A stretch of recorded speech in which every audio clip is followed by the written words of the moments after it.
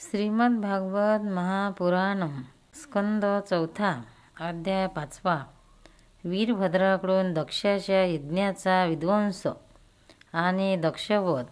मैत्रेय म्हणतात, जेव्हा महादेवाने देवर्षी नारदांच्या तोंडून ऐकले की दक्षाकडून अपमानित झालेल्या सतीने प्राणत्याग केला आणि त्यांच्या यज्ञातून प्रगट झालेल्या ऋभूंनी आपल्या पार्षदाच्या सेनेला पिटाळून लावले, तेव्हा त्यांना अतिशय क्रोध आला.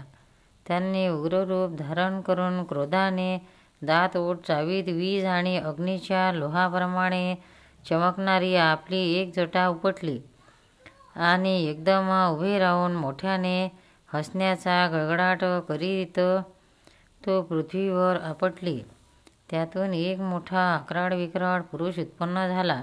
त्याचे शरीर एवढे विशाल होते की तो स्वर्गाला स्पर्श करीत होता. त्याला 1000 हात होते. त्याच्या मेघासारखा श्यामवर्ण होता. त्याला सूर्यासारखे तेजस्वी 3 डोळे होते. विकराळ दाढा होत्या आणि अग्नीच्या ज्वाळाप्रमाणे लाल लाल जटा होत्या.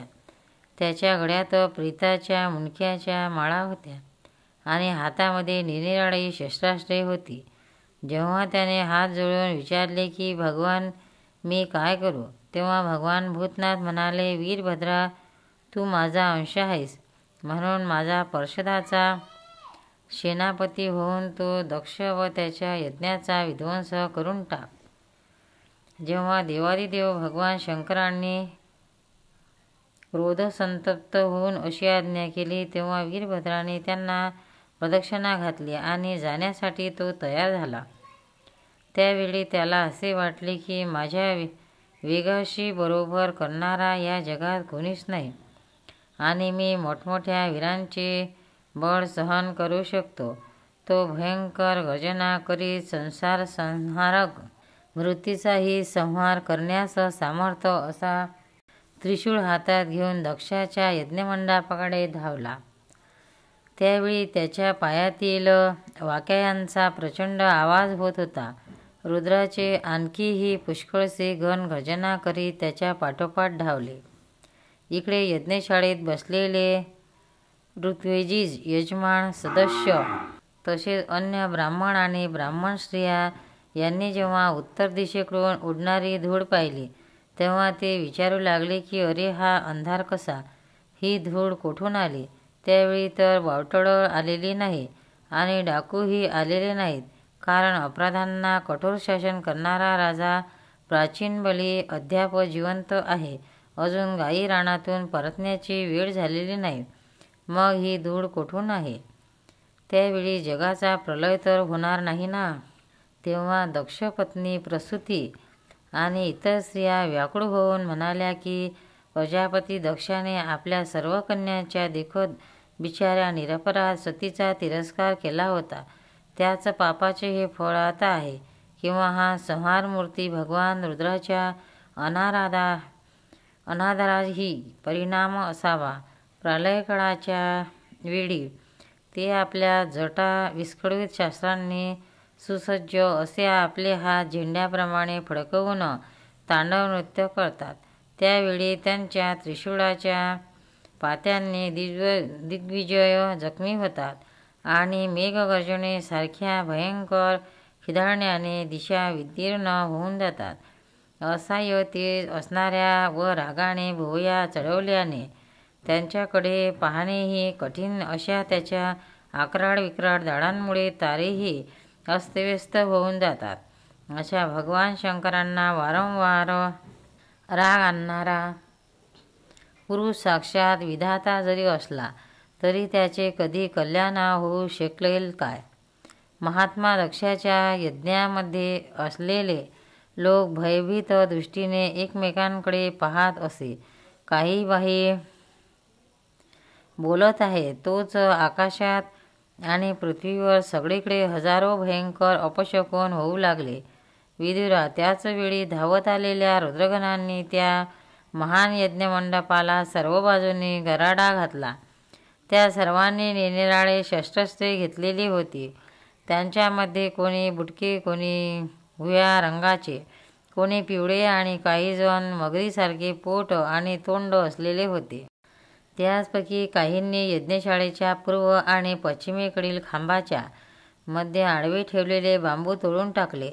कोणी पत्नी शाळा नष्ट केली, कोणी सभामंडप तर कोणी अग्निशाळा तोडून टाकले, तर काही जणांनी यजमानगृह आणि पाकशाळा उद्ध्वस्त करून टाकली.